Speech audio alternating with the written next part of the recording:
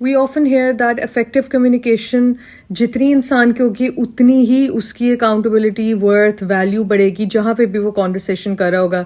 जिसके अंदर कॉन्फिडेंस ज़्यादा होता है उसकी कम्युनिकेशन भी इफेक्टिव होती है. But I am going to give you a very healthy tip to make your communication effective. Now the first thing is, सबसे पहले जो चीज़ आपको जाननी ज़रूरी है कि आपके वर्बल कम्युनिकेशन सिर्फ 10% जो है पूरी कम्युनिकेशन का एक पार्ट है, ओनली 10%. अब you must be thinking what the other 90% is.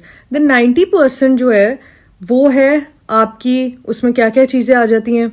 Your pitch, आप किस तरह की पिच, किस तरह की टोन, आपकी टोनालिटी क्या, आप क्या यूज़ कर रहे हैं जिससे आपकी कम्युनिकेशन किस तरह इफेक्टिव हो रही है. अब जैसे if the other person is somebody who soft spoken and humble and you are using a loud pitch, no, that won't be an effective communication. Second is your rapport building.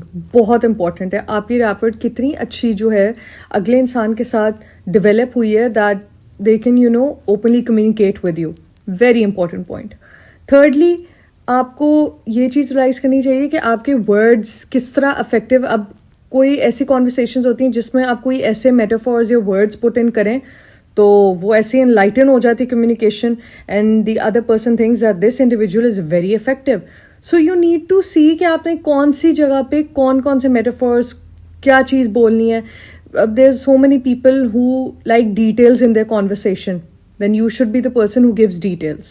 And then there are so many people जो point to point बात करते हैं, then you should give them point to point वाली discussion, लेकिन वो इतनी effective होनी चाहिए that one line and you've made the communication excellent. So these were the basic points. और अगर आप इसको utilize कर लेते हैं अपनी daily life communication में, you will see that your communication skills have progressed effectively.